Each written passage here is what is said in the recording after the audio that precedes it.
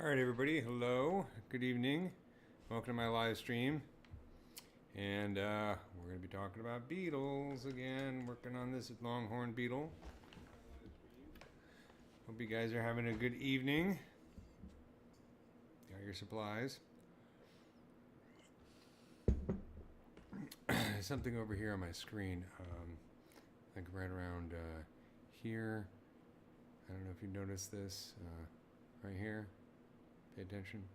Oh yeah, okay. All right, so let's talk about Longhorn beetles. And tonight I think I'm going to work on these front legs.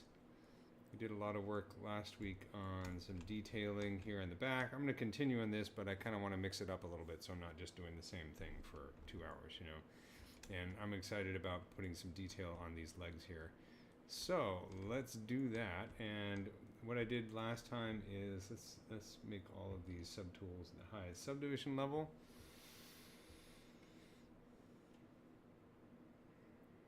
And make sure everything is good.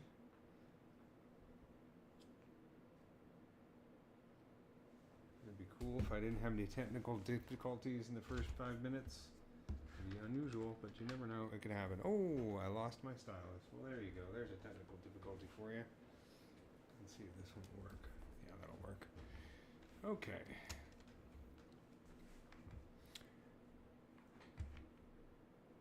So let's find a good reference for these front legs here. That's pretty good. Get some little spikities going on, some detail. This one up here, we can start to add a little bit more detail into these guys. What is that, 500,000? So let's subdivide that again. Get up to 2 million. Make sure that we have symmetry on. I was sculpting with some Blender earlier this week. It was pretty cool. But can you imagine Doobie in your funk? Oh, P-Funk. It's not the same. Not the same. I think that for me, I know I'm extremely biased, but for me, ZBrush is like a high performance sports car. Blender is like an SUV. It'll get the job done, but it's not the same. I can't get the same kind of, I don't know, the same kind of control that I get out of ZBrush. Maybe I'd just be getting used to it, but you know. But I will say that Blender is pretty cool. Like Blender's sculpting is much better than Maya's sculpting, but that's not saying a whole lot. Maya's sculpting has always kind of sucked.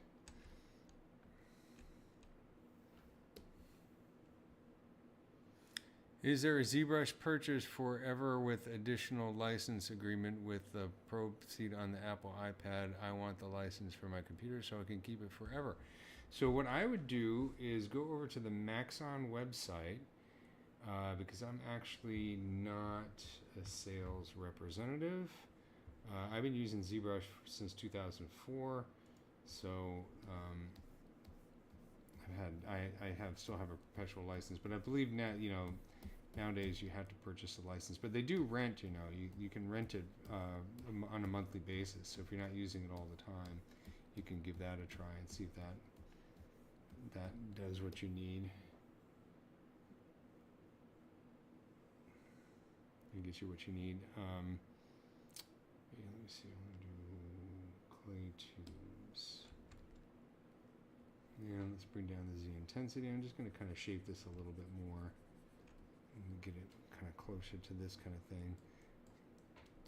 And this is always tough because, again, I'm sculpting and trying to imagine what it looks like without hair, even though a lot of this detail is hair right here. So I'm kind of relying on those spots that are peeking through.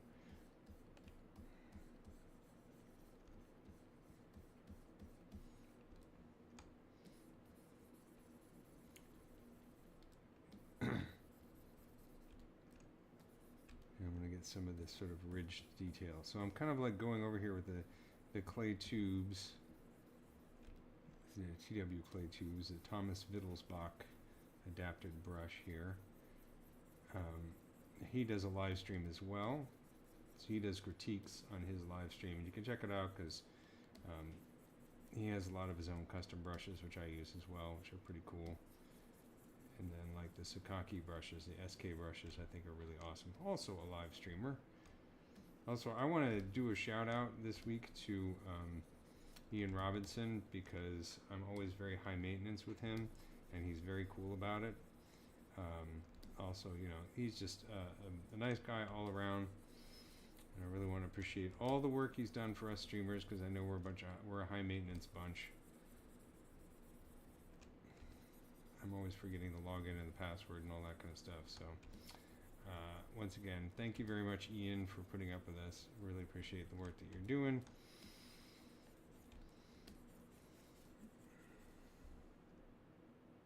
You can hardly hear me. Okay, thank you. Let's see if that works. Let's see if my gain... I think I had a little one in here messing with my microphone recently. How's that? Is that any better? Let me know if that works better. Let me make sure also that I'm using the right microphone. Hold on a second. Yeah, it should be the right microphone.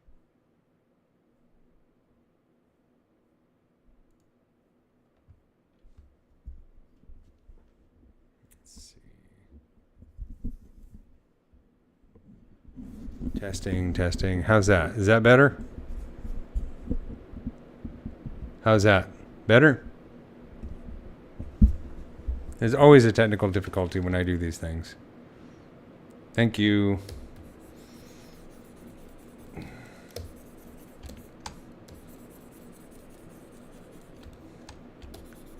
Yes, I literally had a little girl in here messing with my microphone settings, and I thought I had fixed it, but maybe not.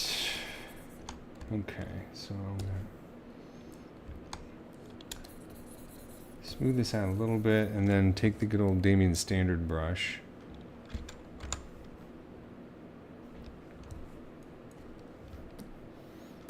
And let's change the alpha here to something like this. And I'm going to kind of do this kind of ridge kind of thing going.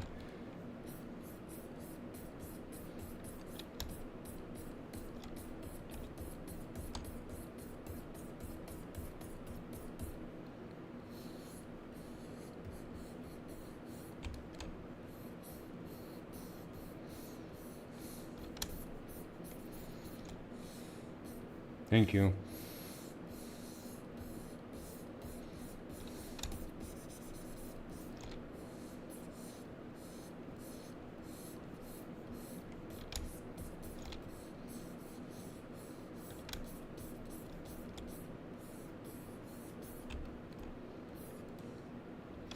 Let's see. I'll get this.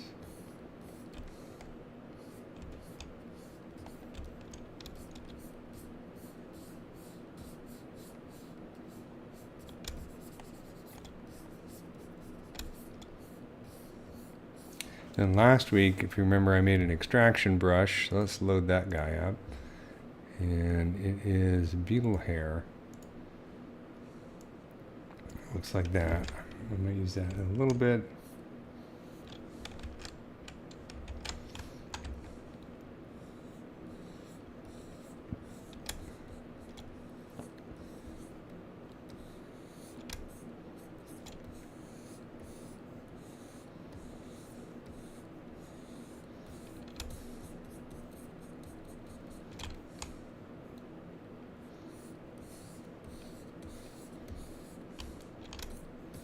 I think I could divide these one more time to get a little bit more detail out of that. So it's like 8 million now just for the Coxa, but that's okay.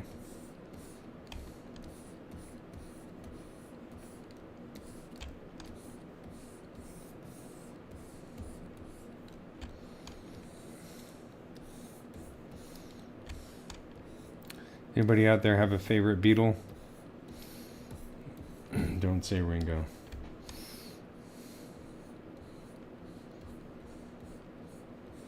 I'm just kind of playing with this at the moment, so you can see I'm kind of softening it out here as I draw on here, and then going over to the Damien Standard brush.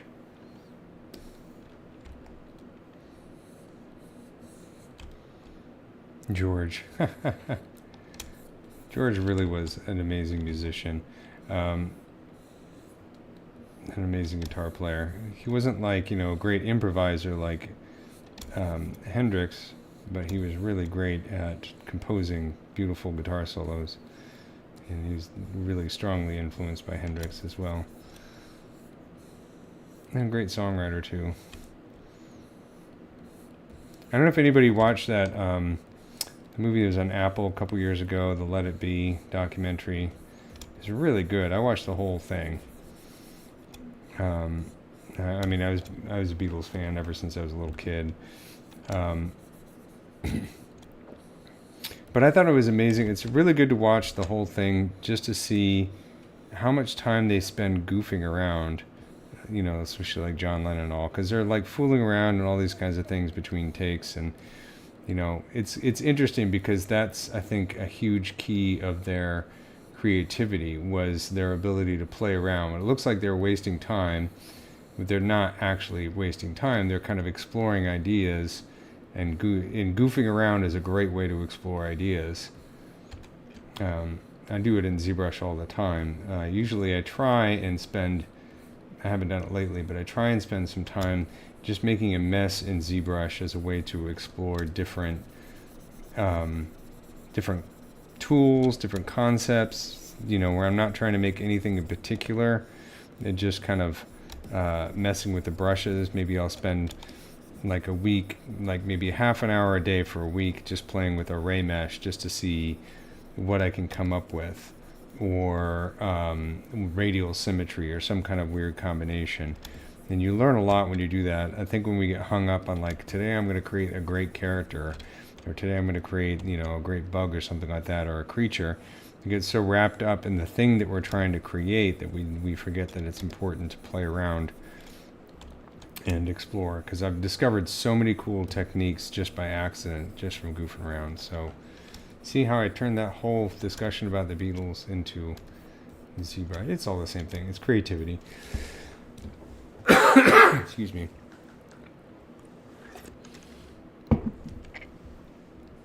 When I was younger, I thought John was the best Beatle, but over time I realized that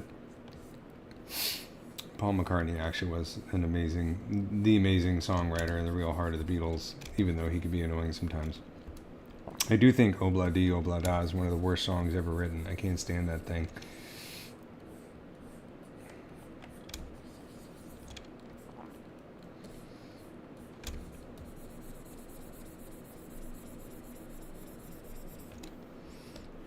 Okay, so I'm just going to kind of play with this, and maybe what I'll do is go back to that extraction brush, bring down the Z intensity, and just kind of blend it in here.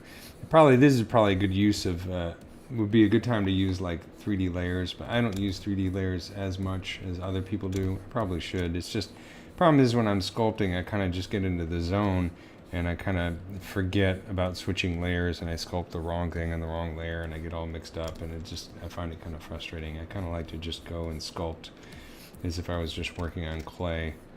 But, you know, there's a lot of cool things that I've seen people do with layers that I need to get into. There's so many different ways to go about doing that kind of stuff in ZBrush, you know.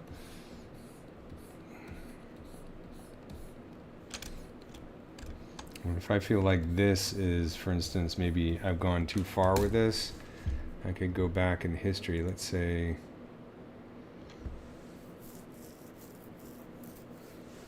let me go back in time a little bit. The history slider sometimes takes a while to, it depends on how much you've done, but sometimes it takes a while to update. So give it a second here. Okay, so let's say I go back in time, maybe even a little bit more.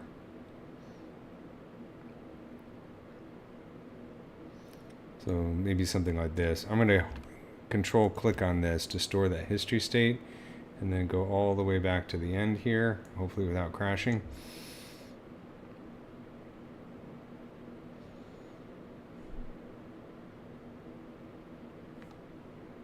Come on, baby.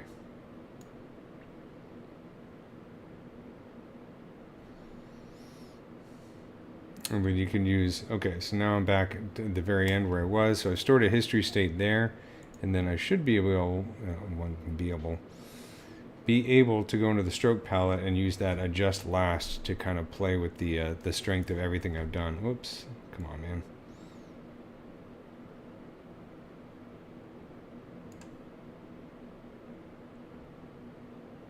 There we go. And then go into stroke and adjust last, and let's see, is it gonna work? No, it's just gonna do last stroke. Oh well, that's too bad. I think I had to store the history state first before I do all that. So let's do this. Let me go back here.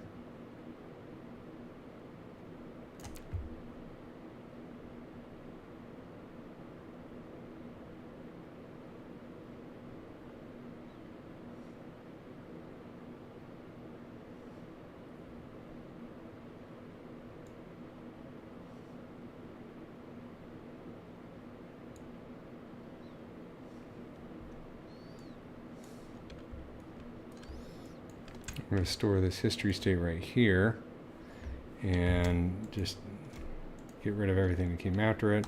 Let's go in here and just play with this a little bit.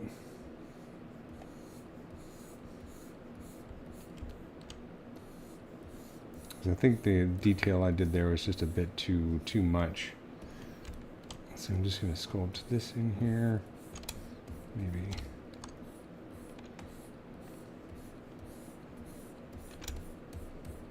smooth it out a little bit.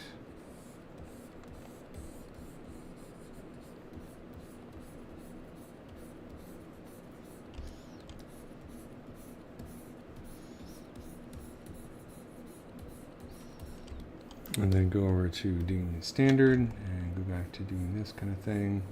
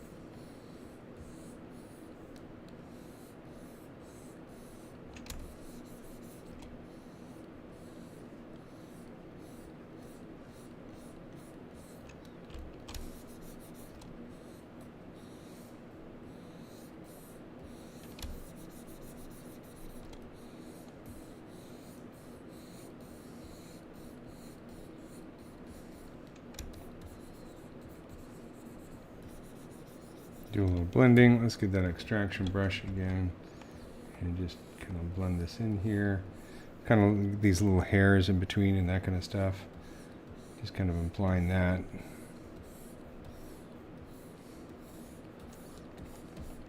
And then, let's see, I should be able to go into the stroke menu and just last. Yeah, so now I can do everything that I did after this stored history straight. I can go in here and adjust, either making it stronger or a little bit less. So, I mean, it's not exactly the same as a 3D layer, but it has a similar effect that you can kind of adjust after the fact. So if I get something like this going where it's like that, I think that looks pretty cool. You know, of course, if I start to sculpt on this again, you know, it's going to sort of blow that away. But let's see, actually, is that true? Let's see. What if I do this? Oops.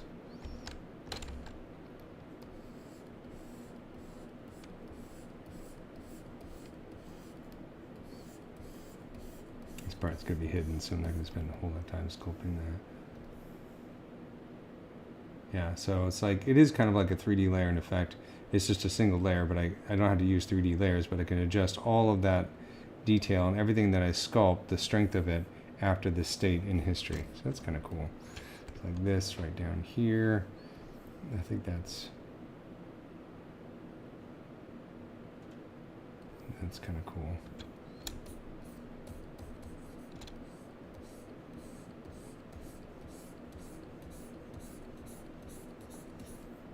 Yeah, kind of like that.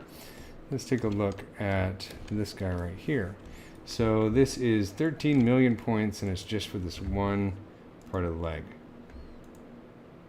But I think that's okay, because I'm going to put a lot of detail into this, using these kind of little lumpities. So let's take a look at this real quick before we start sculpting and kind of think about it. Because as you can see, we have sort of, I'm thinking about these little lumpy spikes, right? These guys right here. So we have less right here. Maybe this area is exposed and it gets worn down a little bit. Then we get a lot on this side right here. Sort of maximum density right here, and then it kind of less density, more along the ridges down here. And similar thing right here. They're like smaller and less apparent there. Very dense right there, and then they kind of spread out.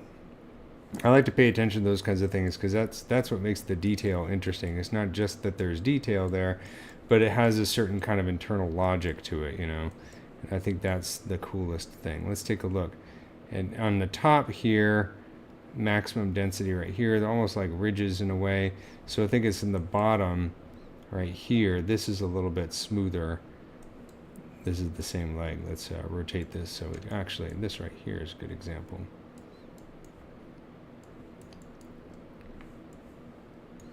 All right, so this is the bottom of this.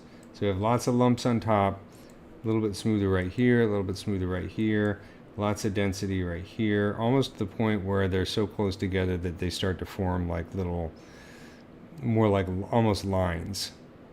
But in the bottom, they stay sparse and spread apart enough that they're not quite connected. So it's a cool kind of detail to pay attention to, and those kinds of cool things that you can bring into your own creature design.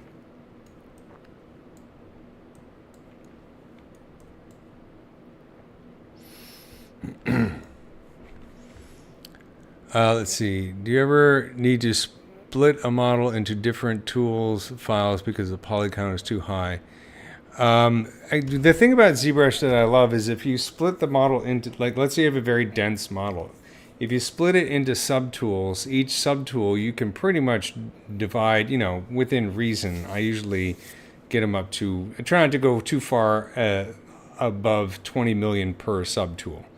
But you can still have a lot of subtools with a very dense model, at least on my computer. I haven't had to split it into separate files like Z tools. I just usually, if they get real dense, I'll split them into separate subtools. It's just some of the voodoo that happens behind ZBrush. And also, if you make sure that you have subdivision levels, in other words, you know, this is 13 million, but if I can go down to subdivision level 1, you see how it's faceted and it's only 3,000. Well, having these subdivision levels also allows you to have a denser model, because as you notice, as I move it around, you see how it kind of temporarily shifts to a lower subdivision level. So that saves a lot of memory. If you are working in like Dynamesh or some kind of situation where you don't have levels of subdivision, where you just have 13 million at a subtool, it's going to be really slow and chunky because it doesn't have any place to go when you start to interact with the tool. So if you have a lot of subtools, or you can subdivide them and get them fairly dense, just make sure that you have subdivision levels so that it has some place lower to shift to when needed. I hope that makes sense. Retopology and ZBrush or other software, I do both. I'll use ZRemesh and see what I can get away with if I'm doing like a bug or something like that. The main thing I'm concerned about, like, because the nice thing about bugs is, like, this is not going to deform. It's always going to be a stick, right? If I rig it and animate it. It's not like a bicep on a human where the skin's going to deform as the muscle compresses and all that kind of stuff. So you can get away with more in terms of the topology. The main thing I want to think about when I'm doing topology on a bug is if I'm going to create UVs for it, I don't want to have a lot of spirals. I want to be able to easily create UV texture coordinates. So in that case, I want to make sure that the topology, like we go to the lower subdivision level here, you know, this, if I hold the Control and Shift key and go to select lasso, I can Control Shift click on an edge, and that's going to hide the edge loop, right?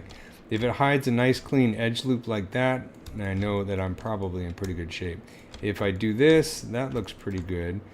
But if you get in a situation, there's probably a spiral on here somewhere where it's hiding a whole bunch of edge loops, or it just like hides a whole section when you're trying to hide an edge loop.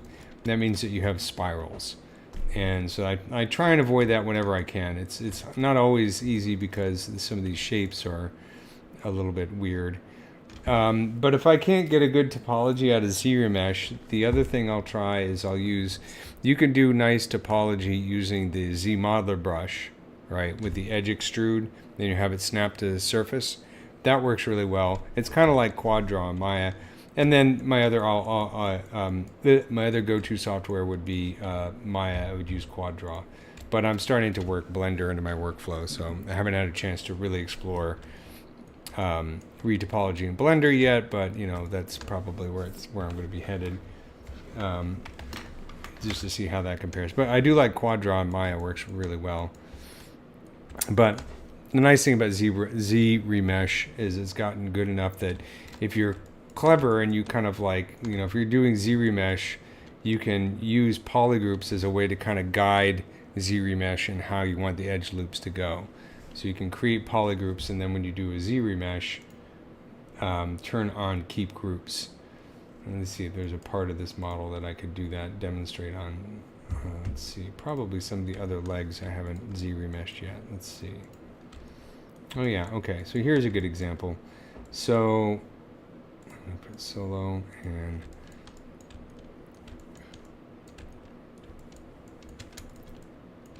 this right here. So this is still in a Dynamesh state, right? And I want to, let's say I'm going to do a quick ZRemesh. So what I could do is these are already in polygroups. I'm going to hold Control and Shift. Actually, let's do this. Let's switch over to Select Rect. So I'm just going to Control Shift click on that polygroup, and let's say create a polygroup there. And I'm just going to do this really quickly. Create a polygroup there. Control W to create a polygroup. So kind of have polygroups in the end caps with the idea that hopefully ZBrush will take this as a hint to make kind of rows of polygons like that.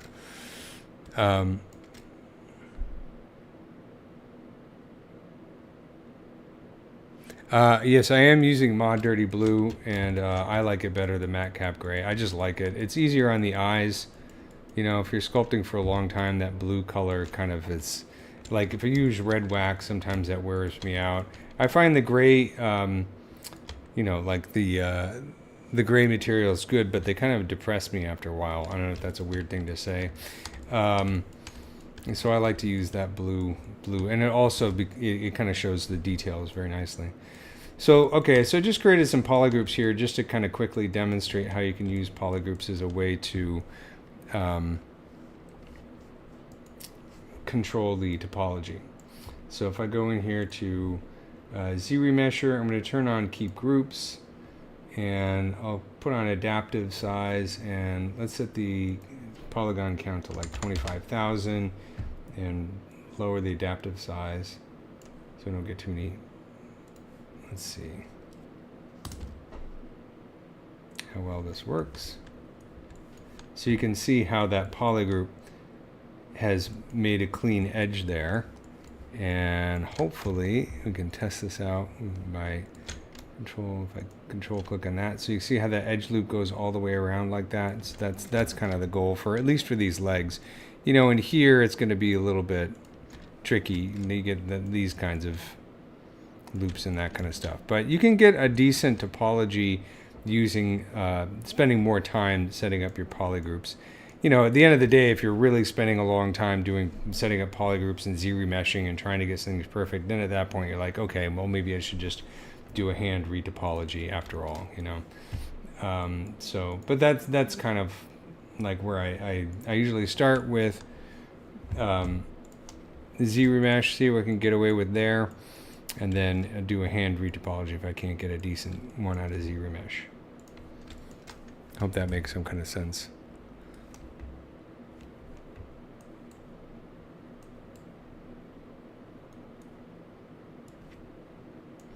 You know, if I was doing a character and I was going to animate the character, then I would probably do a hand retopology, probably in Maya using quad draw, so that I have absolute control over where the edge loops are around the mouth and the eyes and so on, and get something that's going to deform correctly. But you can get away with a lot more on bugs. Okay, so what I'm going to do is I'm going back to this guy right here. Let's save this guy and save next.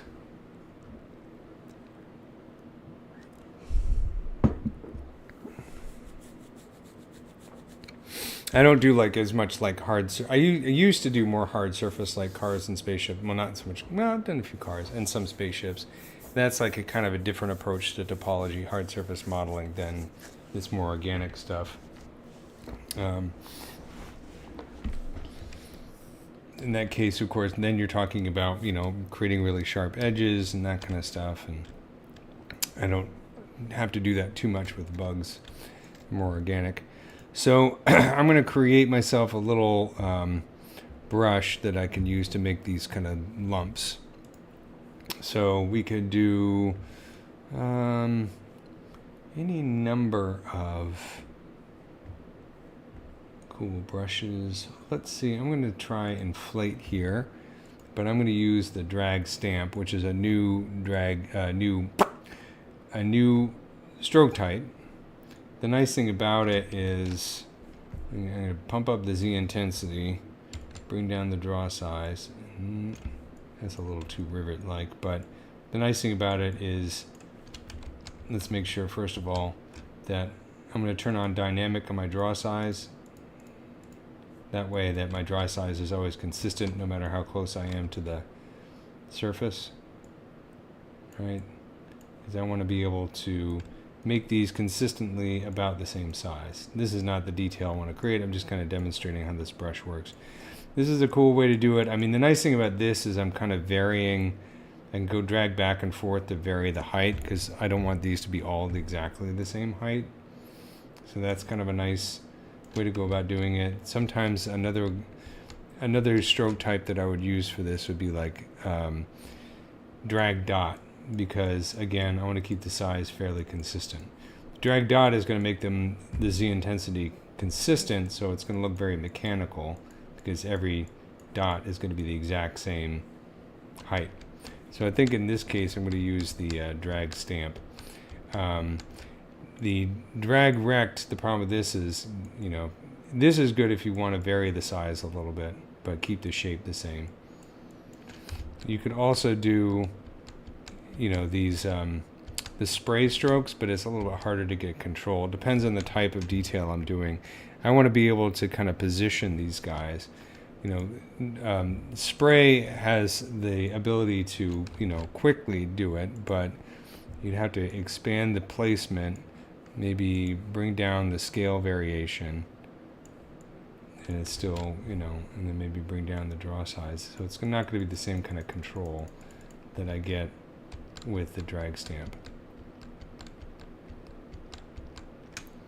Oops. So I'm going to go to drag stamp and just find about the right size that I want. Of course, this is going to take a while to do, but I don't mind if it takes a while, if it ends up looking good.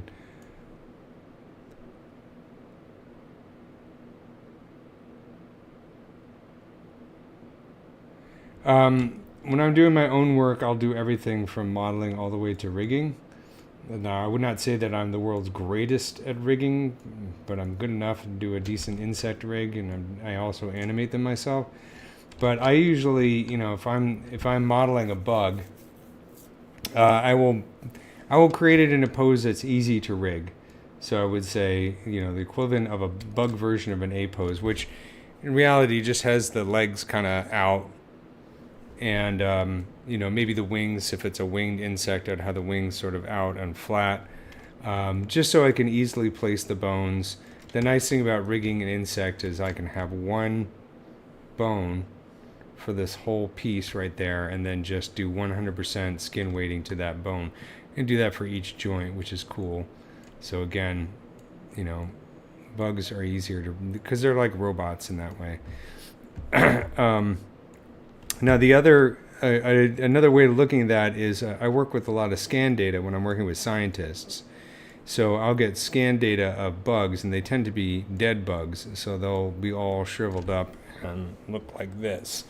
And so in that case, what I have to do is I have to take a shriveled up bug and basically make it symmetrical and spread out its legs and wings and all that kind of stuff so that it's easy to rig. So I'm glad you asked that, because I need to do a quick little promo, if you don't mind. Hold a second.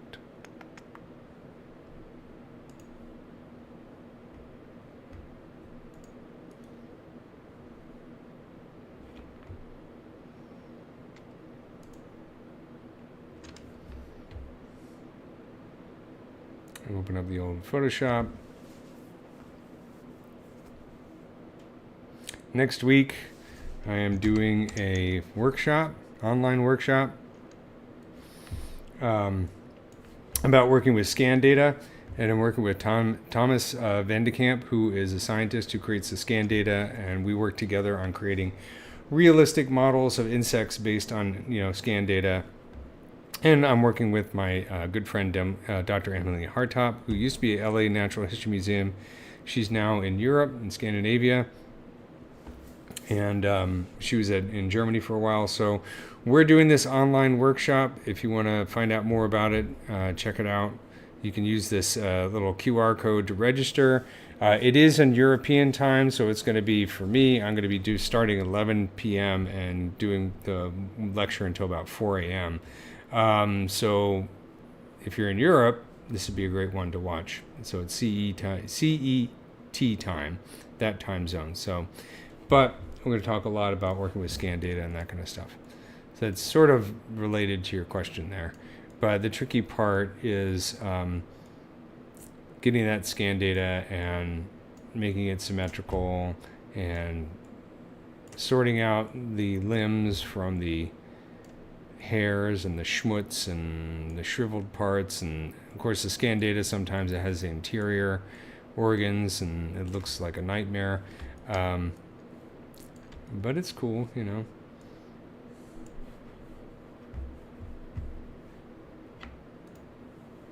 That's kind of the fun of it. I like the challenge of it.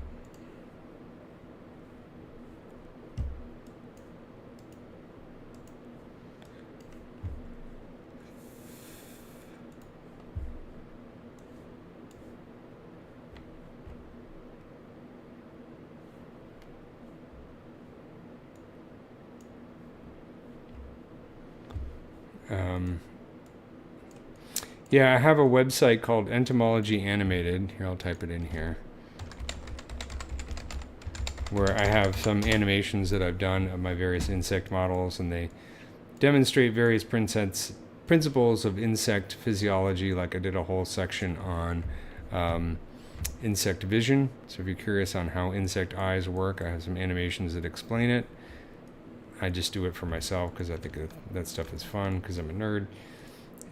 Here's a little tip. Make sure you're paying attention, because sometimes you get lost and I'm sculpting. I think I'm sculpting the bottom when I'm actually sculpting the top. So that's the bottom, that's the top. So I might bring these a little closer together and maybe vary the size a little bit.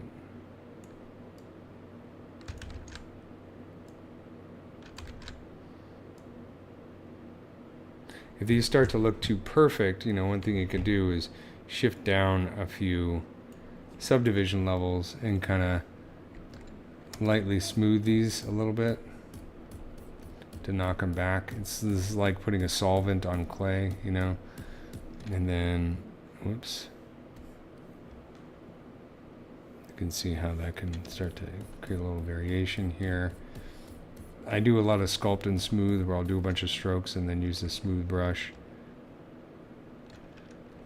Oops. Of course, I lost my draw size there.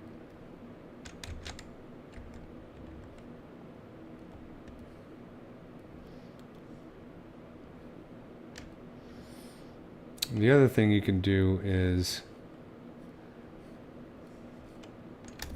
the extraction brushes. This is a good time to sort of think about, because if I do each individual dot here for the whole leg, even this leg segment is going to take forever.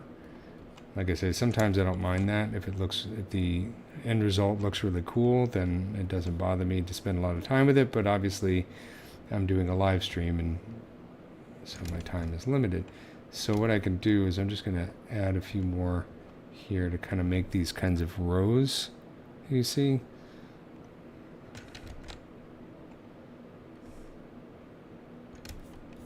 And do a little smoothing.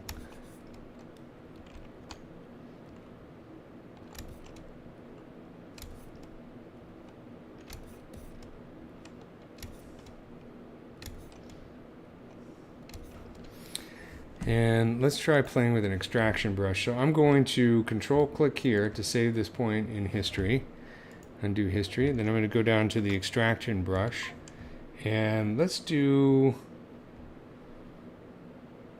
extract dot. Just give this a try. So I'm going to click on this, position this so it's like parallel to the camera or perpendicular to the camera. Bring up my draw size a little bit, and I'm going to press G to put it into sample mode, and then drag like this, and see, that's what I get. So now I have a nice little drag dot, so this can help save some time. Maybe adjust that fall off a little bit.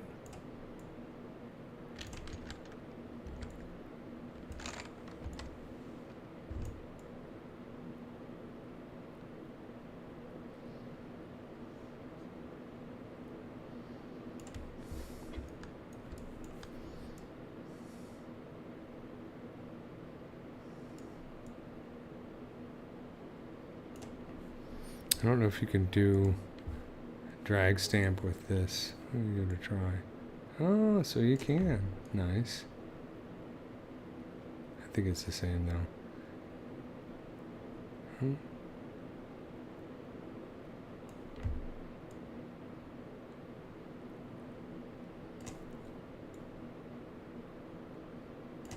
you can just kind of like lay some of these down and then go back and sort of fill in the gaps. So it's kind of a time saver.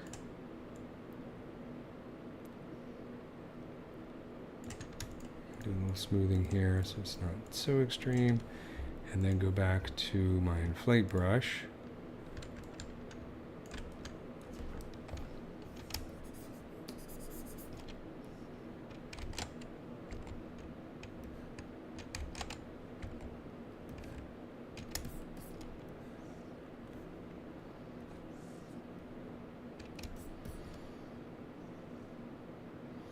Yeah, I do create, a lot of times when I'm working on a bug, one of the things I like about insects is their detail has a very specific personality that goes with the type of bug. And sometimes, like a good example is a weevil. Like weevils have kind of a very specific type of, let me see if I can pull up a picture of a weevil here. My Photoshop is crashing, that's what's going on here.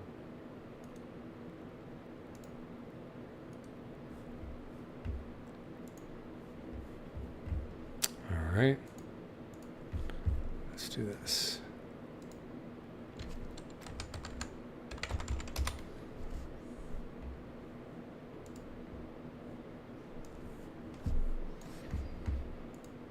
If you look at these, like a weevil here as a good example, it has this very kind of specific type of dot pattern on it, like right here.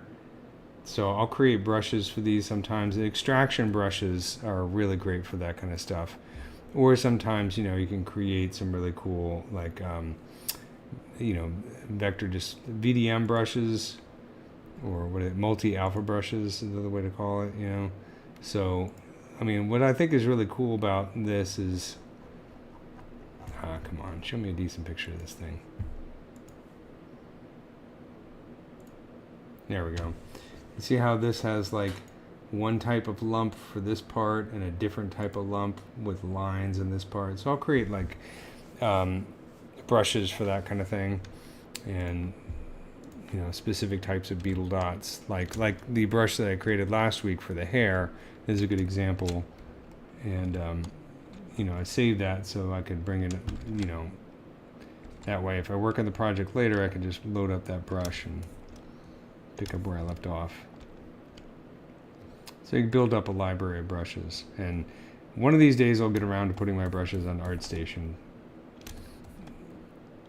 So I think that would be cool to do. I just haven't gotten around to it yet. I've been super busy, so super busy, but work is slow. It's kind of a strange time. Let's turn on the solo button. Also, I'm going to save next, and also I'll save that little bumpy brush too.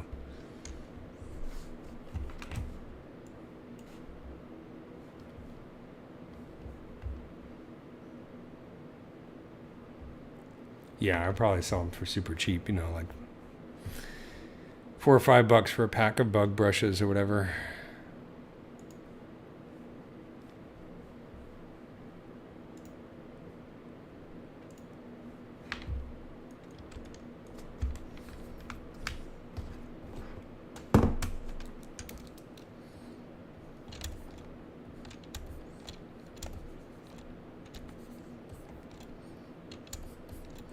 So I want these to be, you know, I want to be kind of consistent in the way these lumps look, but not robotic or mechanical. Still want it to look organic. So it takes a little bit of fooling around to kind of get exactly the look that I'm going for, which is this right here.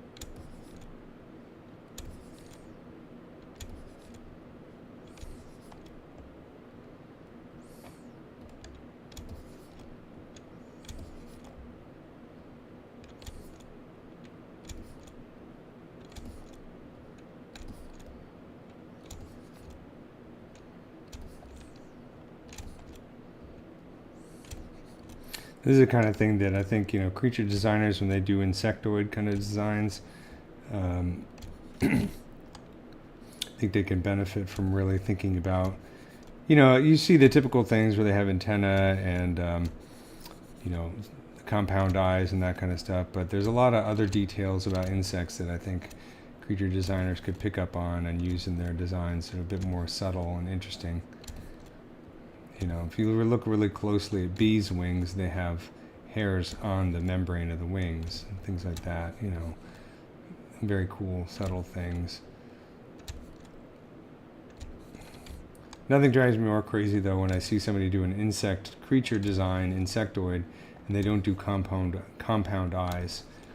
That to me is just like a waste, because compound eyes are the coolest part of insects. You know, is one of the things that make them look so alien, because their eyes are so incredibly different from human eyes.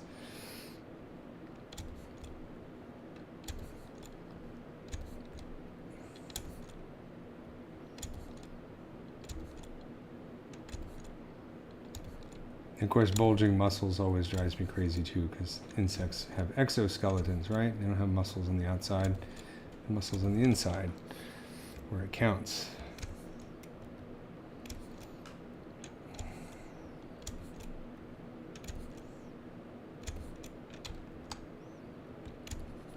Okay, so I'm going to do another extraction here. Let's do this. Let's go extractor dot. Let me save this state. You gotta save the history state before you use the extractor. I didn't know that for a while, and my extractor brush is acting really funny. So let's bring up the draw size, press G to go into extraction mode, and just drag here a little bit.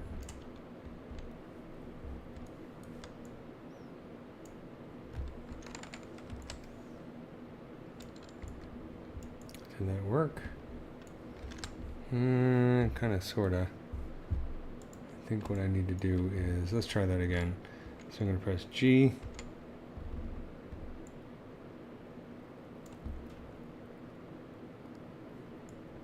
Kind of gave me a weird strip there. Well, let's do it one more time.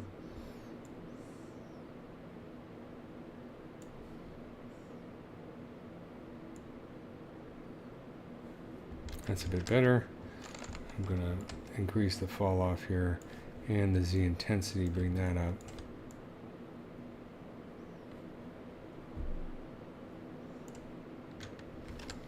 Let's see.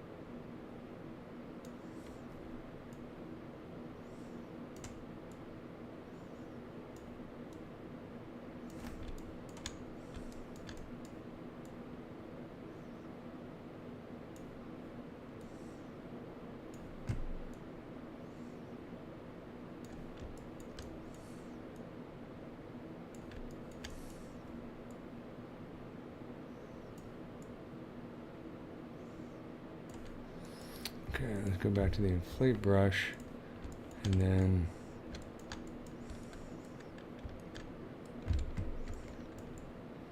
so you have to be careful. Sometimes you don't have backface mask turned on. You can go and screw up the other side of your model. I forget to check that out sometimes. That's okay. A little bit of noise there is okay.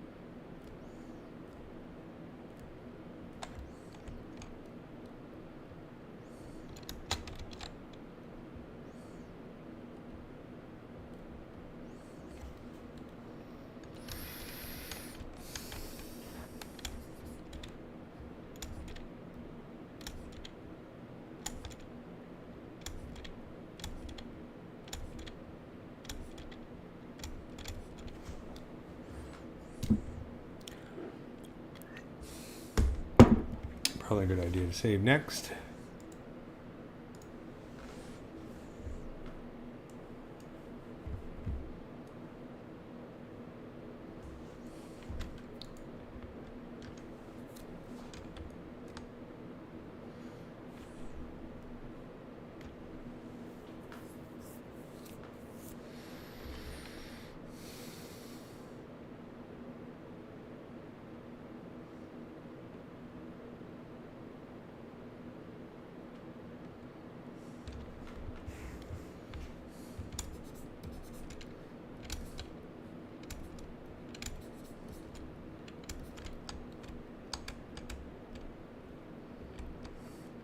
I think mine is a little bit denser than my reference, but I'm going to say that's okay.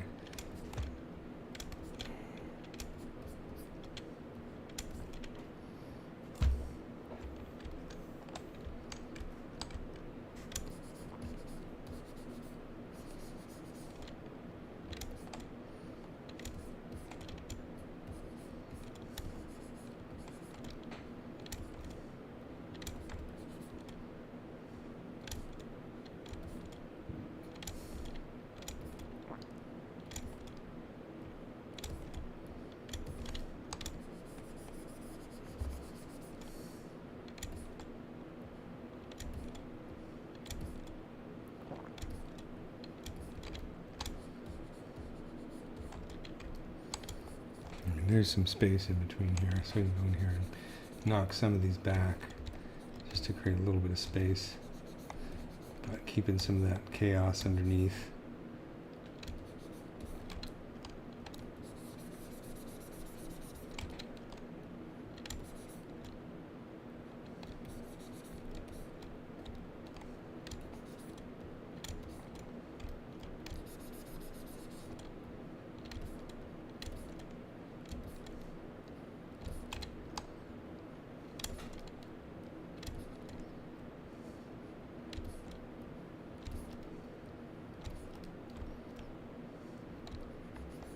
Looking at these spikes along this edge right here, they are pretty prominent.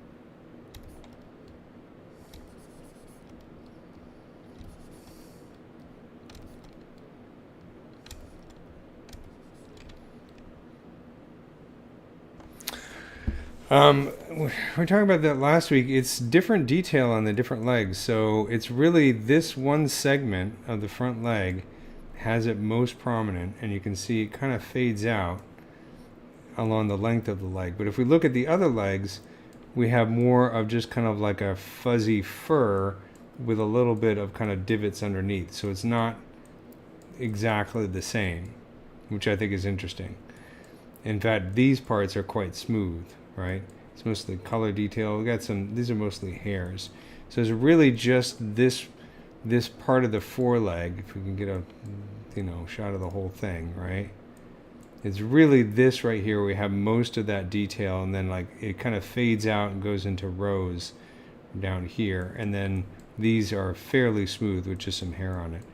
If it was a situation where each had on that kind of detail on all the legs, which you'll encounter with some insects, then what I would do is spend a lot of time detailing one pair of legs and then duplicate those legs and replace them. You can get away with that with some bugs, like some types of ants. All three pairs of legs are so similar that the changes between them are really minor. You can't do it so much with like honeybees because the front legs, the mid legs, and the hind legs are very, very different. This one, I might be able to get away with really detailing these legs. Well, not so much because this right here is a little bit different. But in this case, it's really just this crazy detail is really just for that one part of those front legs. Every bug is different, except for the ones that aren't.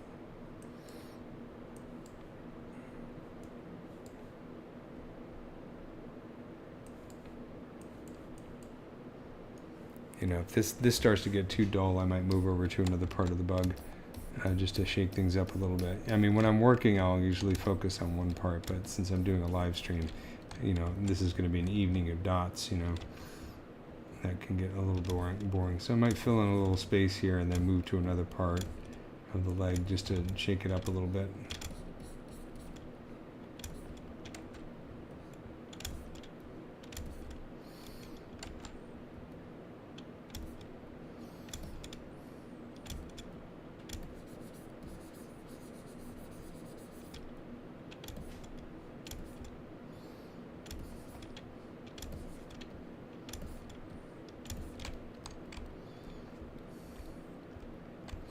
I could do this. Let's do this.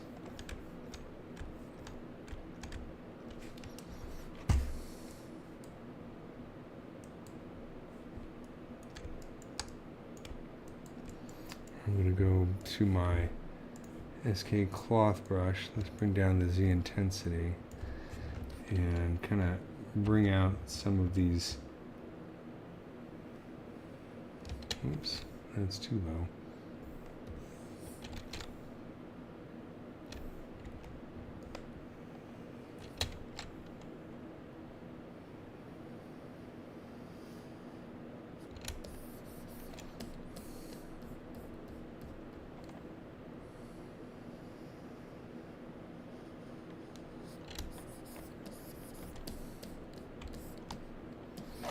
the old H polish brush going. I don't know why I call it the old, but because I use a lot.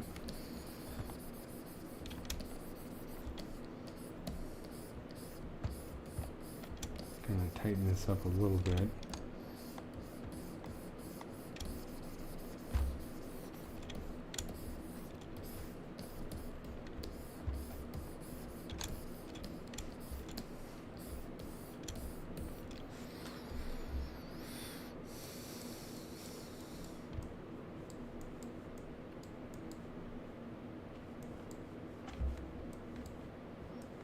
Find some better reference here.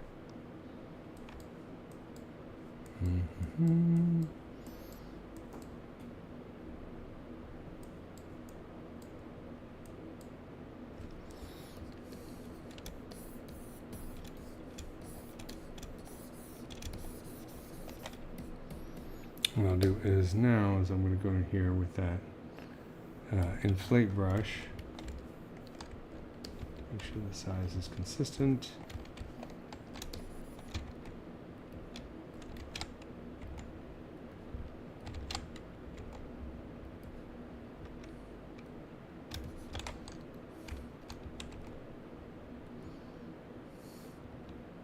And I'm just going to kind of do along these edges here.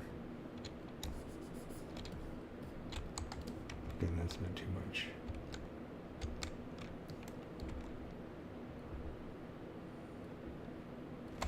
Bring down the Z intensity. Oh, I have that at 100, no wonder.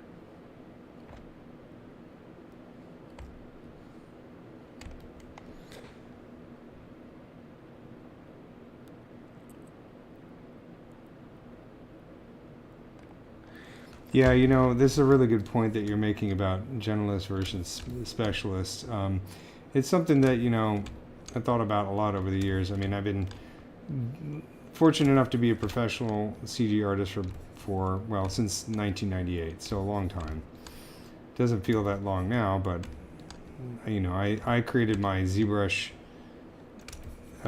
Central profile in 2004, so that means this is year 20 of being a ZBrush artist.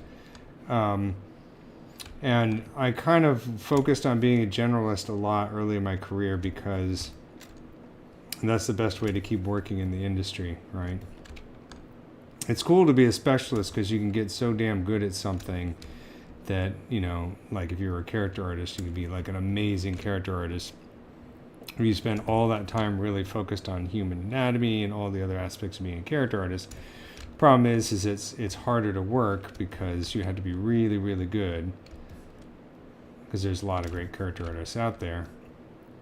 And if that's all you know how to do, then you're going to be subject to the whims of the industry.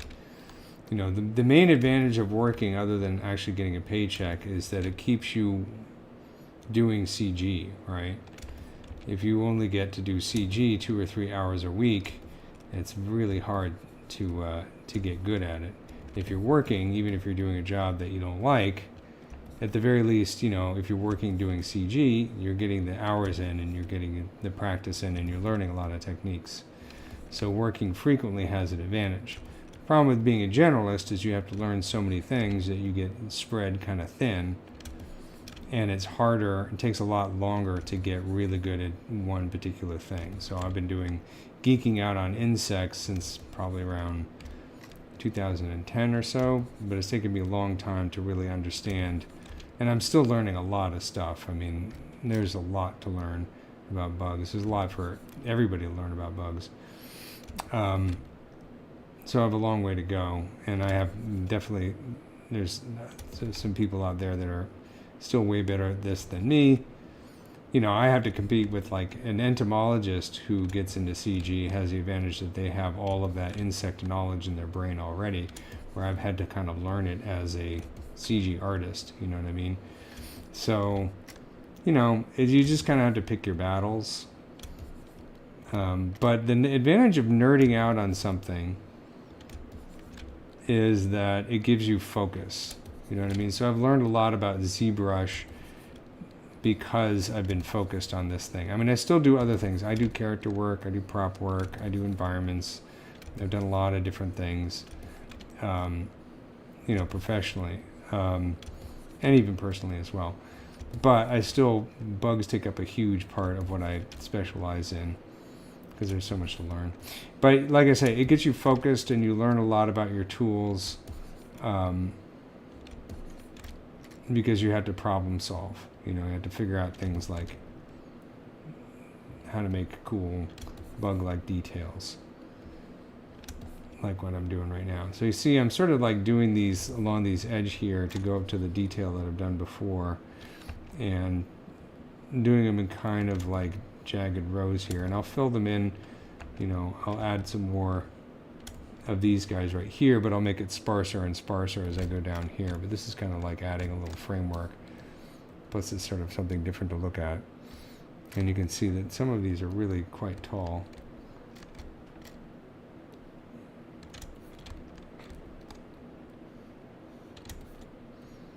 And then, you know, it's cool when I actually get to do bug related stuff on the job and I get paid to do it. So the title sequence that I worked on for Wednesday that, oh, by the way, I was nominated for an Emmy for, thank you very much. I gotta flex a little bit. I got to do a really cool spider for that, and I got to do a spider for Tim Burton, so that's kind of cool. And a fly and that kind of thing. And also got to animate Thing climbing up the stairs, so that was fun. I have some videos on my YouTube channel related to the work that I did on Wednesday, if you guys are curious. They're short videos. And where I worked on the planetarium show a few years ago for Griffith Observatory, I got to do bugs and microbes and little things that live in pond water, and that was a lot of fun. I got to go to the Natural History Museum, LA Natural History Museum, and my friend Lisa Gonzalez is an entomologist there, and she let me spend the day using her $70,000 microscope to watch little critters that swim around in pond water, and that was a lot of fun. You know, it's like, you know, I'm doing mostly hexapods and arachnids, so insects and spiders and scorpions and occasional crustacean, but there's a whole world of microorganisms that are not part of that category. They're invertebrates like rotifers and all that kind of stuff, and they are really wild. I mean, in terms of the shapes and their movements and what they do, that's like a whole other world to explore that I only seen a few CG artists really get into that stuff, but there's some cool things there.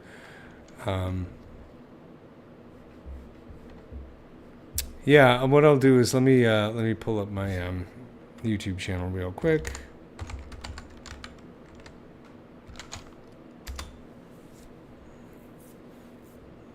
And hold on a second.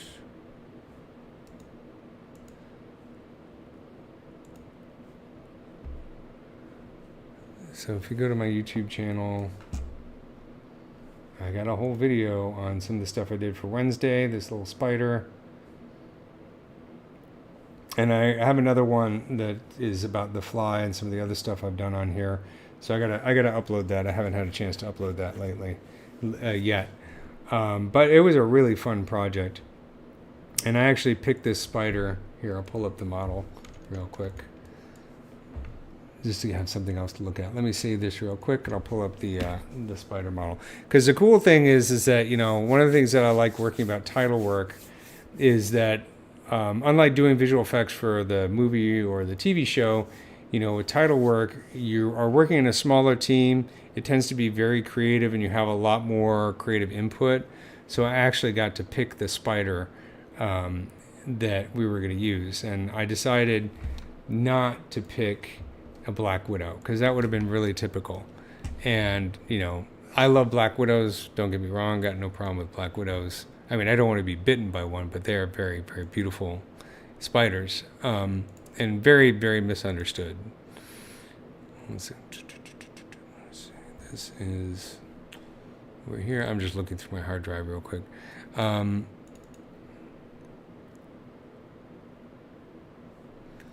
But I wanted to pick something that was interesting because I'm thinking, you know, the whole concept of the opening title sequence is it's all taking place inside Wednesday's head, right? And Wednesday, I don't think is the kind of person that would go for the most obvious typical thing. In other words, it wouldn't necessarily do a Black Widow. So what I decided to do was a walnut orb weaver. So I'm going to pull this up real quick. In a walnut orb weaver, the reason I picked this particular spider is, first of all, it's an orb weaver, meaning that it let me see if I can pull up my reference to in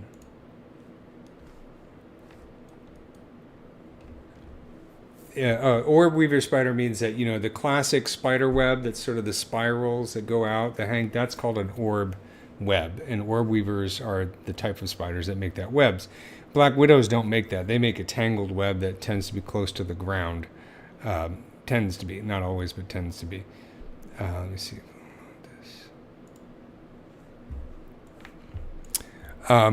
So I picked an orb weaver because if I turn on polypaint and go there to the highest subdivision level, you'll notice that it has these natural zigzags, which I thought were really very Tim Burton-esque. So I thought that would be a cool one to do. Let me hold on.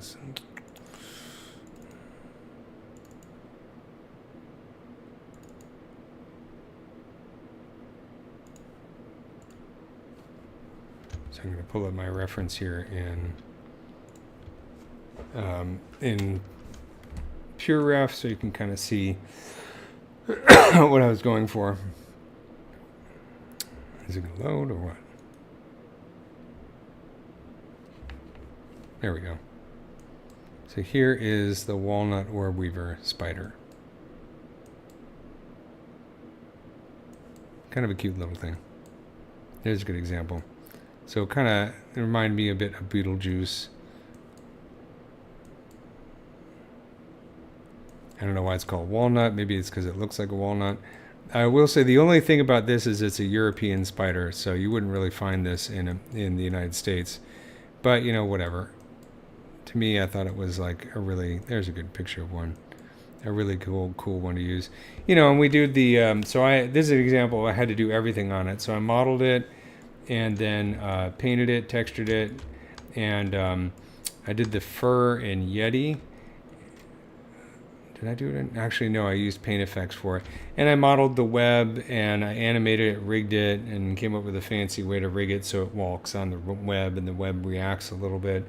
Some of it's kind of lost in the final version of the opening titles. And then the animation in the opening titles is it's not super realistic. It's a bit more stop motion in the way that it moves than a real spider would. Real spiders tend to, and insects too, when you watch them move, they're not always super precise with their leg motions. A lot of times you'll see them kind of feel around before they take a step. It depends on the bug. Every bug has its own way of moving. But this one was a bit more stop motion, which I think in the end was more Tim Burton as well.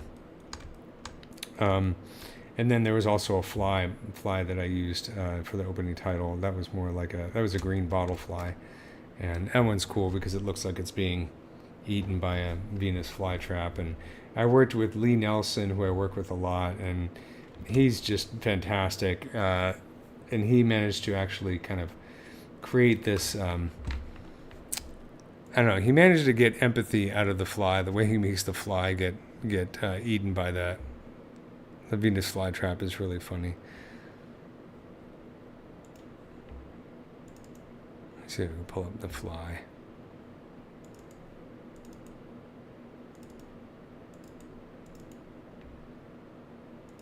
Which order is our flies? And they're Diptera, of course. Let me see. Nope.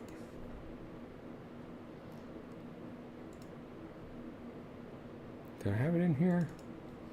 That's a coffin fly. This might be it. Yep, green bottle fly. So I organized my insects by order. It helps me to learn the taxonomy and the Latin names, because I'm a nerd.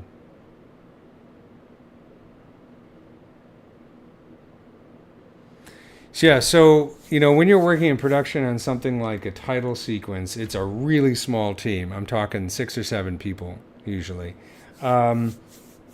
Even when you're doing like a feature film. And so for this one, it kind of depends on it, but I worked with Lee on this, and he did a lot of like the camera setup, the rendering, you know, the rough animation and that kind of stuff. So I gave him my rigged fly. He kind of quickly did a version of it, and then he handed the scene back to me, and I went and touched up the animation a little bit just to give it a little bit of extra insect jitter and all that kind of thing. This is kind of a stripped down version of the fly. It is lacking the hair. Let me see. Is everything visible in here? Yeah, it's not the final version. Anyways, whatever. So we kind of did a back and forth on that. For the spider, I did everything except for the final render, because I think he was, I can't remember if they were rendering in Redshift or Arnold. Might have been Arnold. But I handed that off for him to do the final render. But I think for the spider, I did all of that stuff on the animation. So, you know, you start with an animatic, start with storyboards, and then I get a really rough animatic. And, you know, the story changes for title sequences as we're working on it. And so we just make adjustments. So that's what I mean. It's a little bit more fluid, a little bit more creative than if you're working in production and everything's been decided before you even get to do anything. When I worked on the planetarium show, it was a much bigger team. It was a much bigger project. So that one, I worked with like some shots I did everything for. Like I had to animate a tardigrade, and I had to animate all these microbes. And for that one, I actually had to do the modeling, the texturing, the riggering, the animation, all that kind of stuff. But then other shots within the same show, I would basically make the model, maybe make a rough rig and hand it over to an animator to do. So it really depends on the shot. So it really depends on the studio, the size of the project. You know, I think a lot of people think that there's like this one rigid pipeline that every studio follows, and that's just not the case. Every studio and every project has its own personality.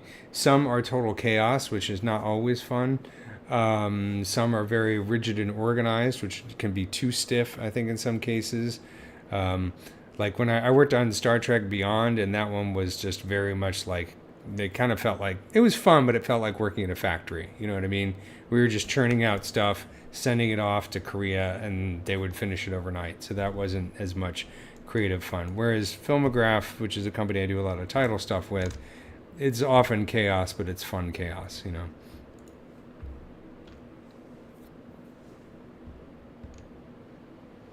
Where do I find the animation reference for Spider?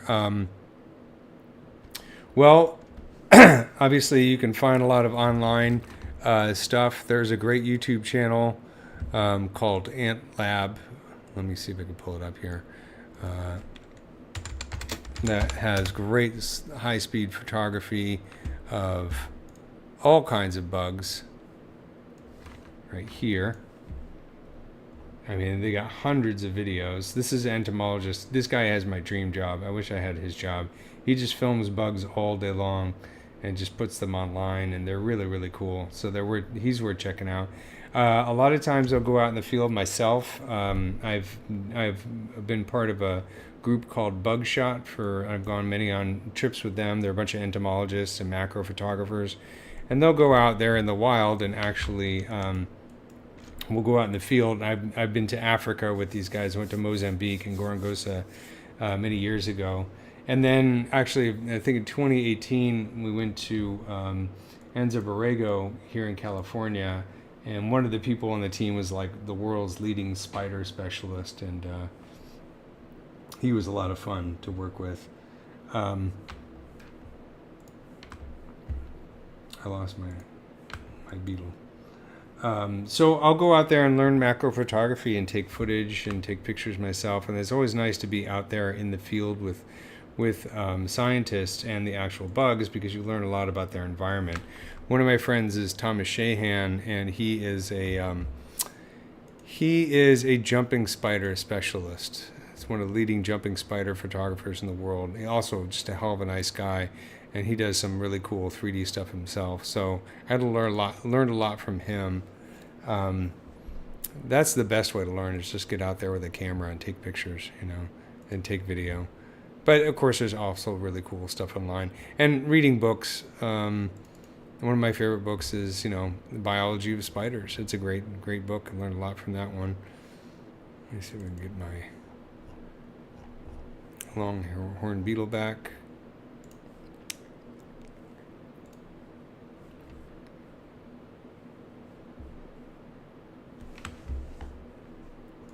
So I always say that, the best thing to do is, if you're living in a place that has a natural history museum, then you have an opportunity to get to know some scientists.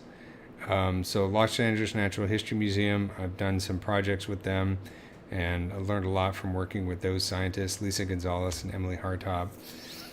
Just the scientists, never tire of talking about stuff. So all you got to do is get them going, and they will talk your ear off, and you'll get so much information from them.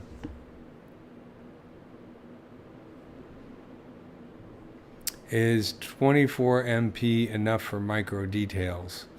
I don't know. I have like a Canon, and I have a macro lens, and you can, like, Thomas Shahan's a perfect example of someone who he had pictures in Natural Geographic that he took of jumping spiders, literally with stuff he got from garage sales. Like, he would build his own cameras. There are some really cool lenses that are practically like microscopes that you have to attach to your camera, but they take a lot of practice. And these pictures right here I took with just my Canon and my 100mm macro lens, and it's some decent detail. I mean, I didn't do any focus stacking on here, so I got to deal with a lot of depth of field and that kind of thing. If I had spent more time on here, I might do some focus stacking and get some really high quality details. But you can do. I mean, the cameras are getting better and better. Now they're building AI into the cameras, so a camera can detect if what you're trying to photograph is an insect, and then automatically track it and fix the focus that way. So, and the technology is changing really fast. Like, I got my camera, I don't know, 8 or 9 years ago, and it's a decent camera. I'm not the world's greatest photographer. I'm out of practice. I should go out there and practice a little bit more. I've just been super busy. But you can get, little add-ons to your iPhone or your smartphone camera, and get some cool detail that way.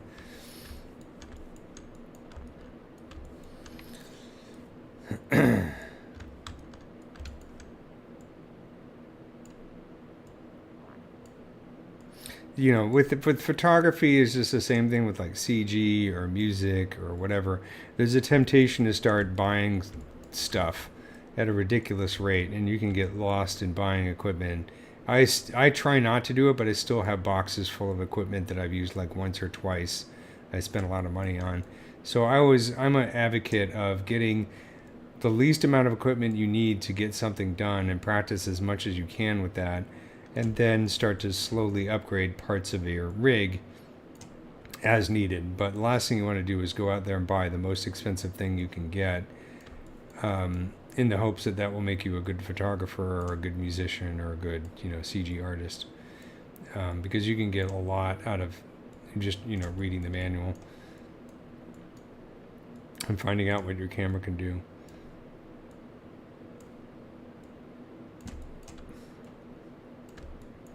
I mentioned before some of the people I follow. I'll type into the chat here so you can look them up. Nikki Bay, awesome.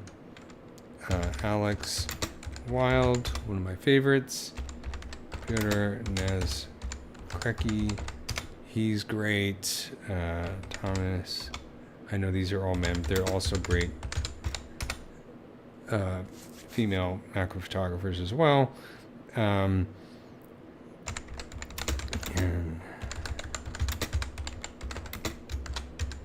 what's cool is a lot of these guys specialize in certain bugs. Like like I mentioned, Thomas Shahan is an expert on jumping spiders. John and Kendra Abbott are dragonfly nerds. Peter Nescrecki, he does a lot of bats. He does katydids, scorpions. Nikki Bay does a lot of great spider stuff. Alex Wilde is famous for ants and other Hymenoptera, bees and stuff. Oh,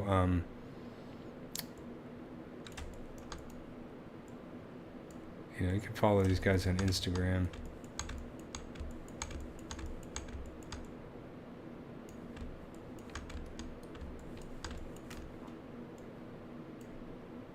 If you really want to geek out, you want to get some books by E.O. Wilson.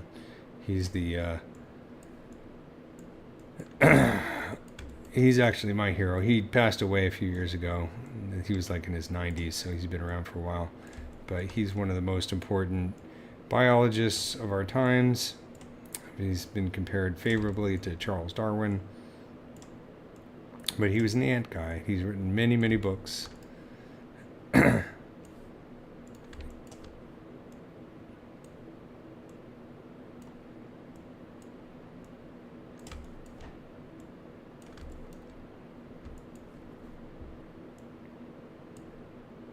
Clay Bolt is the other one.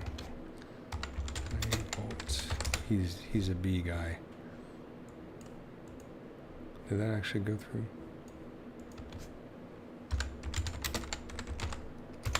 There we go. Some cool names to look up if you want to see cool photography. And follow him on Instagram.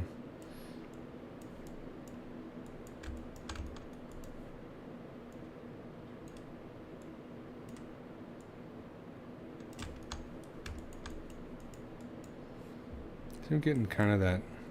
It's cool. It's like a suit of armor here. So, like, well, you know, it's exoskeleton.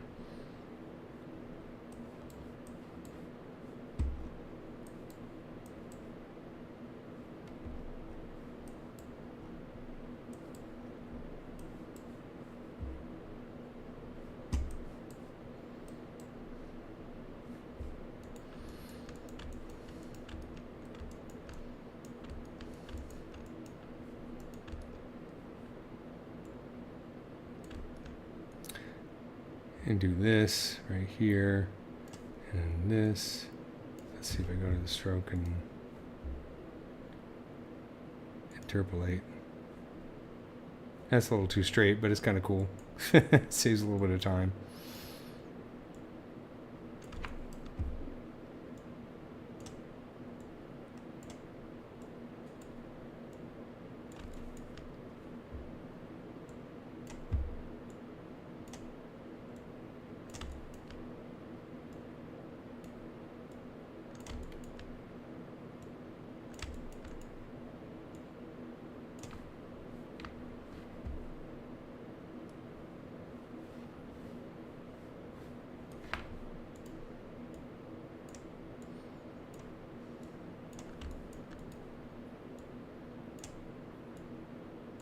Another thing you can do is just to play around. I'll set this to freehand, and I'll go in here and do lazy mouse and increase my lazy step. Right? Let's increase it a little bit more. That's too much.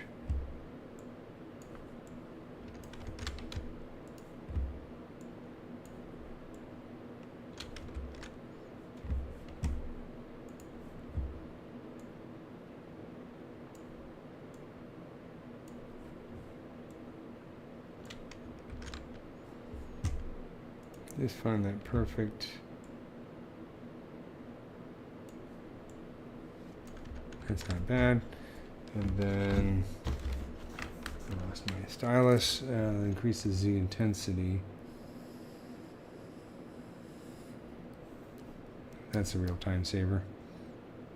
Probably should have done that before, right? Eh.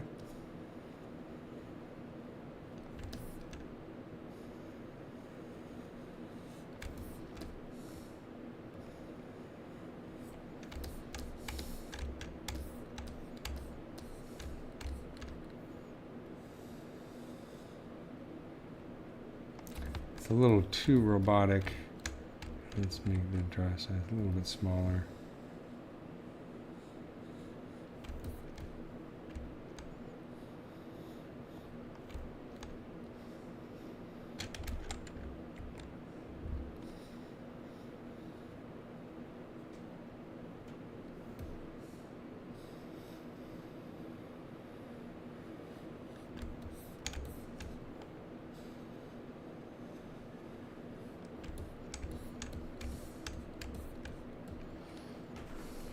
But it does look like the ones on the edge, it might just be the angle. It looks like these are bigger than the ones in between. You know, so it could do like...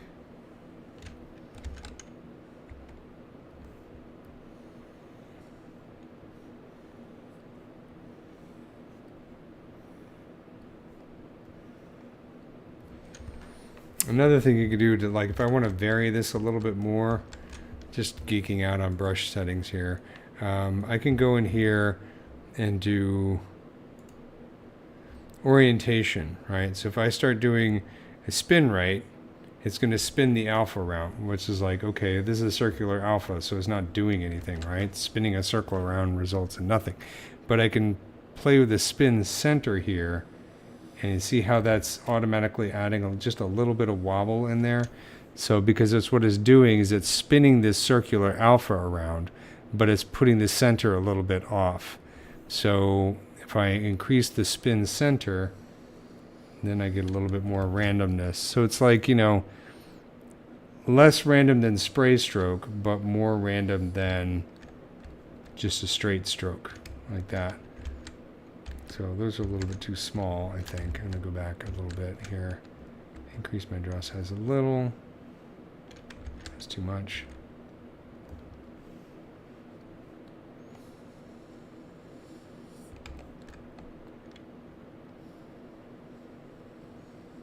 So it's just another way to get some dots on here quickly.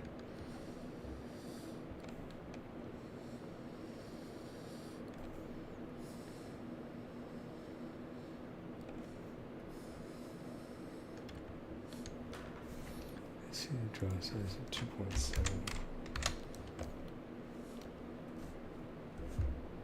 Let's do...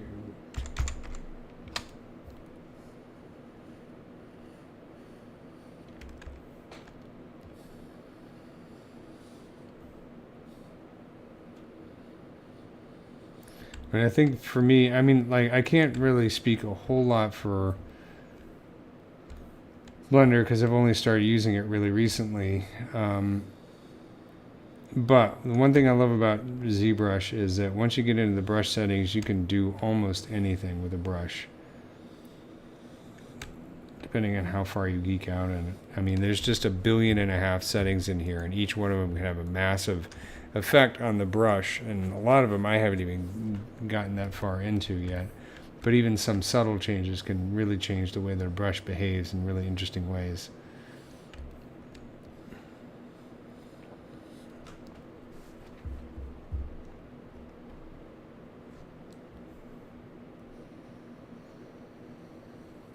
Okay, I think I've done too much here. What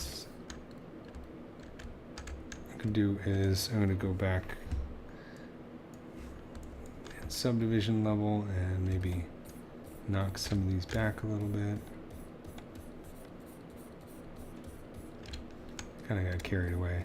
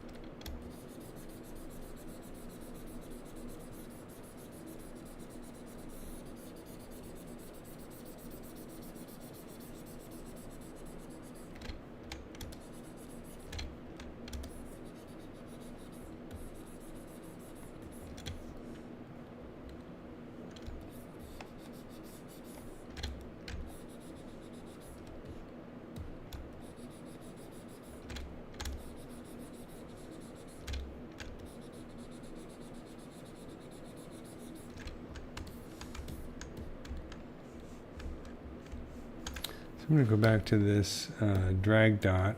Sorry, not drag dot. Drag stamp. And smooth some of this out a little bit.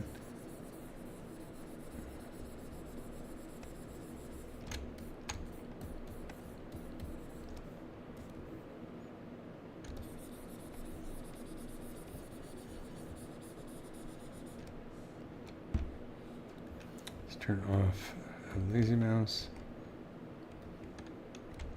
and turn off that spin.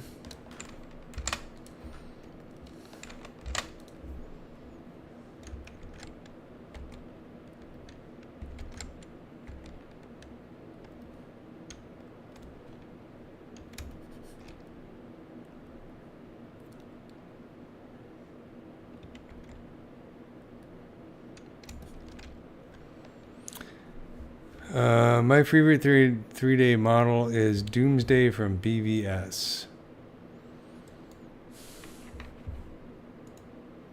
I don't know what that is. My favorite model is an Bloopatone. How about that? Oops. Did something freeze here?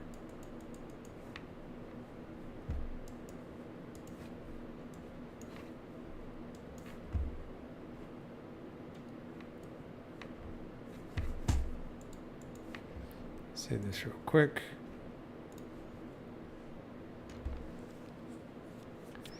I think my computer froze. Oh, there it is.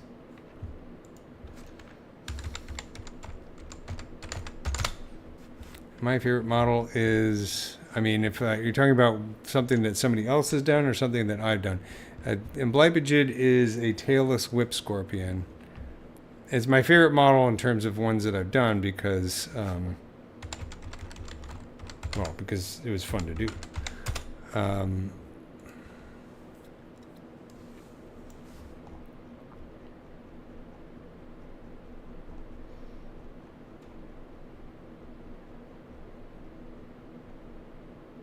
This guy. And so you might recognize this critter from Harry Potter. These things are real. This is a rendering I did of a Bloopatone, a tailless whip scorpion. I just think they're just awesome because they're just the stuff of nightmares. They're so much fun. They're completely harmless to people, but they look like something that just, I don't know, crawled out of your nightmares. And I don't know, I think they're kind of cute. Look at these little eyes. Isn't that cute? So I like that one. I don't know. His favorite 3D model, if... It's a good question. You know, if I'm thinking of something that somebody else has done that's really inspired me, you know...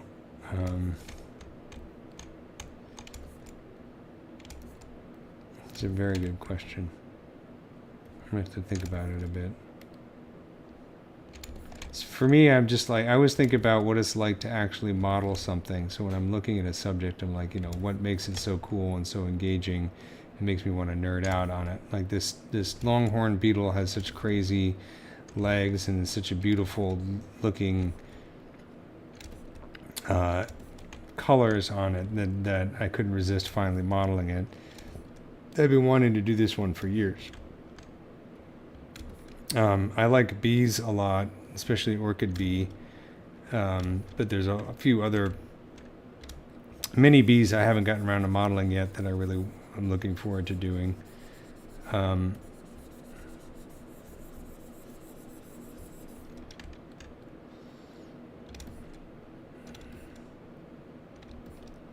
tend not to do stuff that people have done a lot. Like, I'm not really going to model the xenomorph from Alien. Although I did get to model the egg that was on the anniversary DVD package, the Blu-ray for the 40th anniversary. So I got to model an alien egg, but I got paid for that, so that was kind of nice.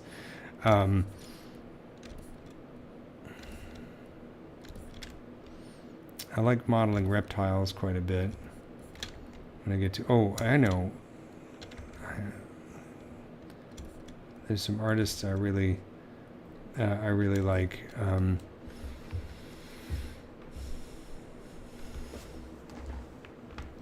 on Instagram. See, I know their Instagram handles. So Big Red Moth, if you look up him, he has some really great 3D models that I like his stuff a lot. He does a lot of his own creature design, but they're very strongly influenced by insects, and he knows his entomology really well. He's got some good stuff.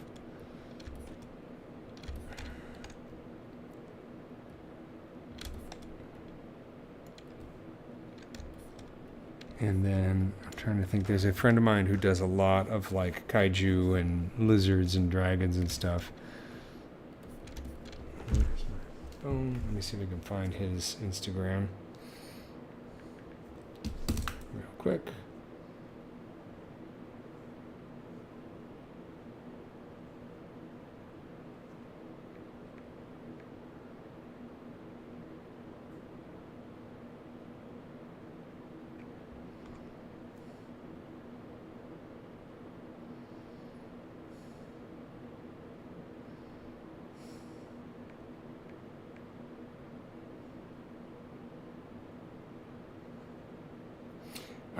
I do really love the work of Jerry Kruchevsky, Matt Dillon. They do a really cool creature live stream, this Gnomon live stream. I'm just thinking of artists that I really like, and then more than specific models. You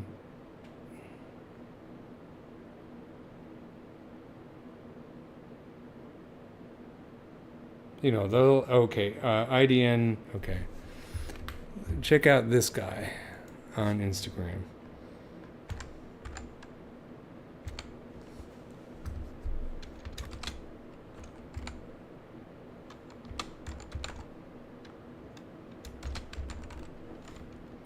He does a lot of really cool stuff. I love his models.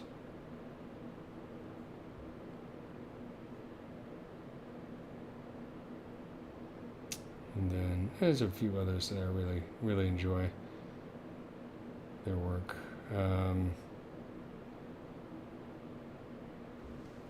Yeah, if I think of any more, I'll add them. But you know, I've been doing this. You know, the people who inspired me a lot when I first got into CG are like Neville Page was a huge inspiration for me. And I was lucky to take some classes from him, and I actually known him, and I run into him every once in a while, have really nice conversations with him. He's a really cool guy. And also does interesting lectures. He does a lot of cool stuff for Star Trek and Face Off and that kind of thing.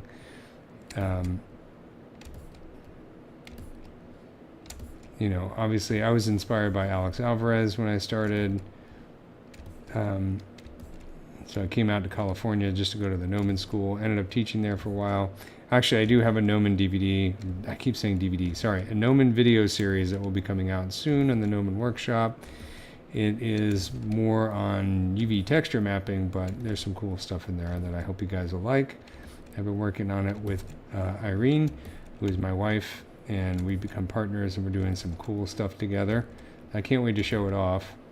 I'm getting into doing more fantasy stuff these days. I'm going to start integrating some of the creature or the insect stuff that I've been doing into fantasy artwork.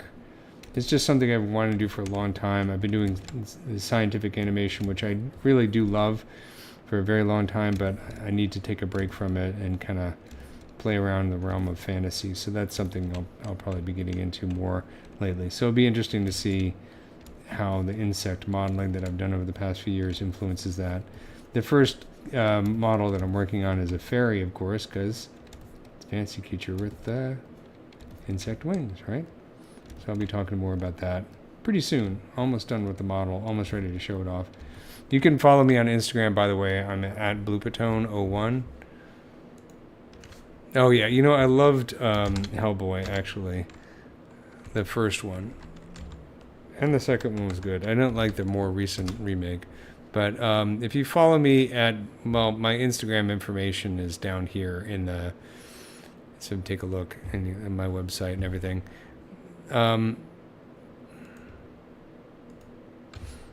Yeah, Big Red Moth is very good. Somebody that. All right. I don't know why the chat won't let me put my Instagram handle in there, but it's Bloopatone01. So you can follow me on Instagram, and a lot of these guys I follow as well. And I'm also on Kara now. I haven't posted a whole lot of stuff yet, but in Bloopatone, as you can see from my t-shirt. I went to Monster Palooza a few weeks ago. That was a lot of fun. Got to see some really cool things there and some people that I admire. Obviously a lot of monster stuff. It's one of the reasons I'm getting into more fantasy things. It's just something I've always wanted to do, but I'm now just having the time to start to get into that.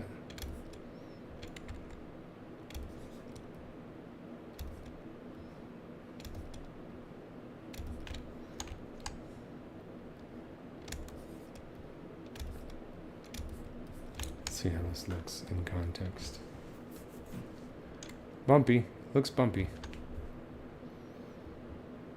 It's going to take a while before it starts to look natural, I think. I have to play with the density of these things, I think. This might be a little bit too dense over here. So I can, you know, if we take a look at the reference.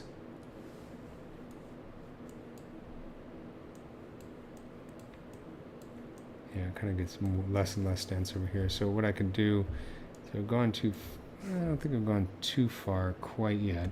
I think down here is where it starts to get less dense.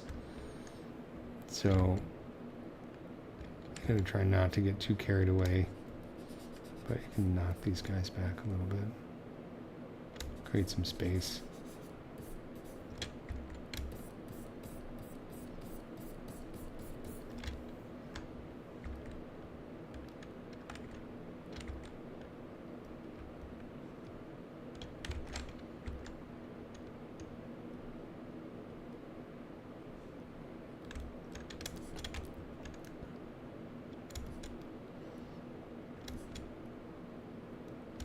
I mentioned before in previous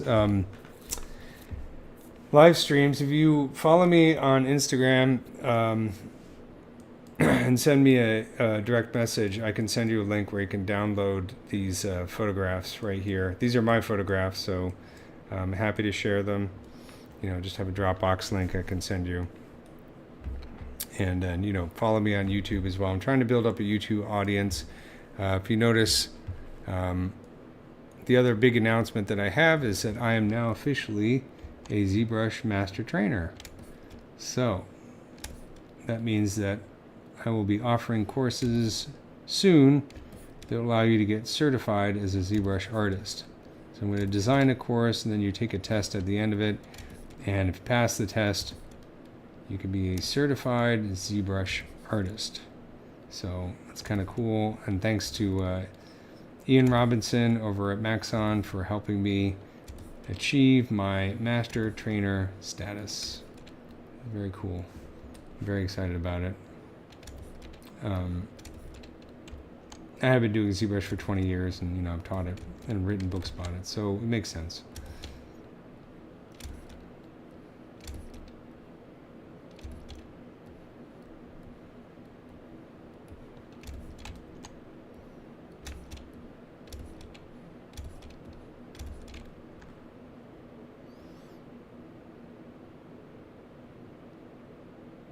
How is a creature like Venom made? Oh, that's an interesting question. I mean, you know, it's a humanoid character, right? I've never sculpted Venom, but there are plenty of people who have. But if I was gonna go about making Venom, right? I think that's a better way to put it, because I can't speak for other artists. But you know, you would start with basically like a humanoid sculpt, right?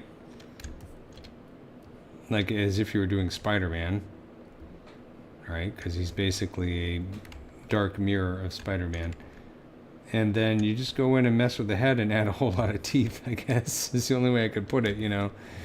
The actual process of, you know, making a character for like a film, of course, takes a lot of artists, a lot of work. You start with a concept.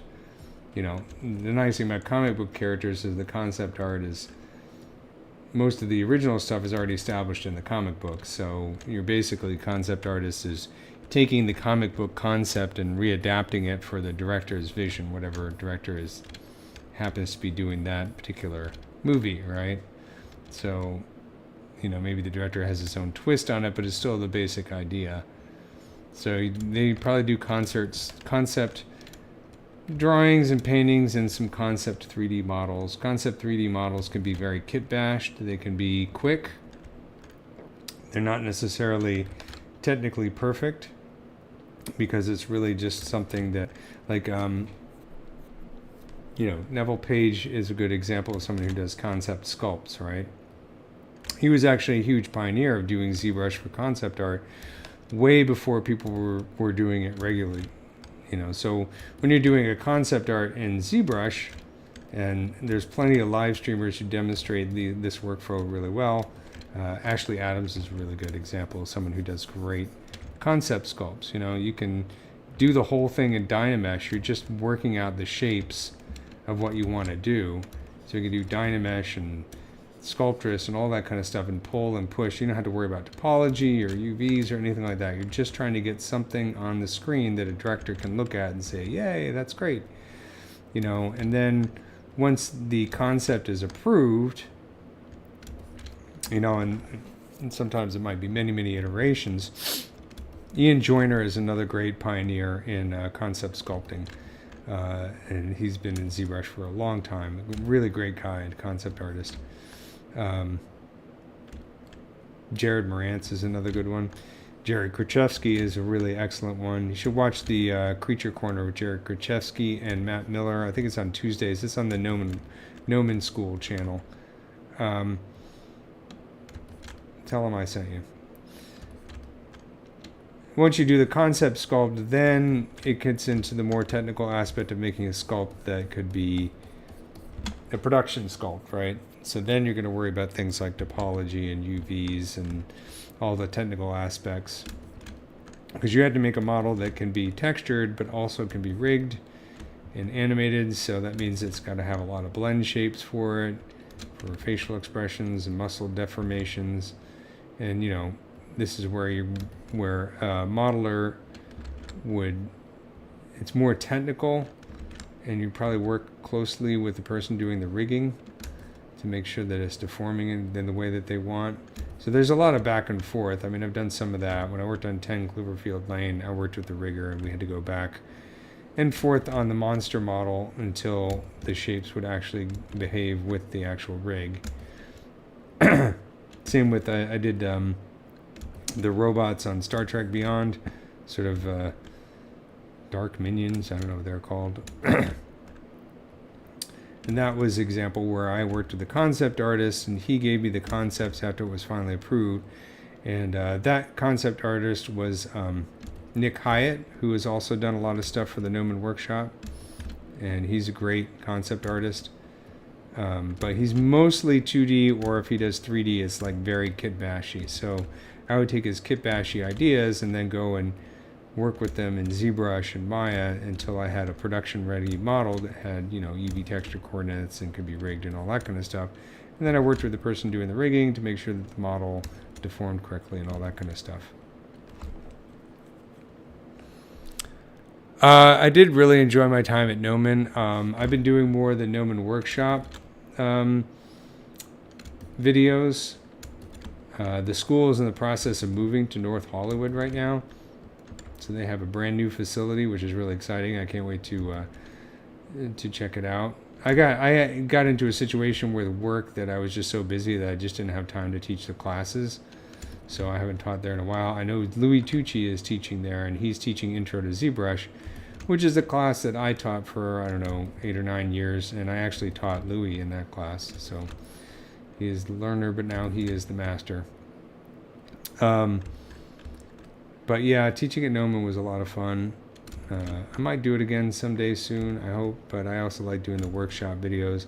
Sometimes they like to keep the workshop teachers separate from the school teachers, mostly for technical tax reasons and that kind of stuff. It has nothing to do with anything about the art. It's just, I don't know, they're two separate entities and whatever.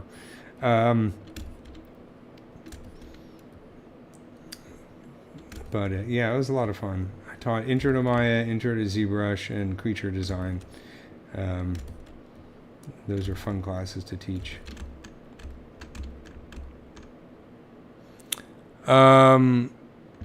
Teaching was stressful at first. The first few years, the first time I taught was really scary, because they were 3-hour-long classes. One session was 3 hours, and it was the semester was 10 weeks. And I was teaching before the certificate program got into full swing, so I had all kinds of wide variety of students. I had people who'd never done anything on the computer before, people who'd sculpted traditionally for years. I had a student once, an older student who had worked very closely with Steven Spielberg for many years. He was a lot of fun to teach, a lot of cool stories. When I was at Monster Palooza, I ran into a bunch of my old students who had booths there, which is really cool. And it was always nice catching up with them. I had students who end up at Disney. Diana Zhang's a good example. Someone, Letitia Ronaldo, sorry, she got married. Letitia Gillette was one of my favorite students, and she's amazing. Definitely somebody worth following if you like character stuff. She's an amazing ZBrush teacher and artist herself. She's worked all over the place. But you know, after the first few years, when I got used to it and developed my own style of teaching, I really enjoyed it. It was a lot of fun. All right, so it is now 9:30, so I'm going to wrap up this live stream. And I know I did mostly dots tonight. Well, I talked about a lot of stuff, but I did mostly dots. But it's coming along. I might try and do some of this stuff online, because offline, and I'll record some videos for YouTube, because obviously this detailing is going to take a long time to get done. This is such a detailed model, but he's looking pretty cool.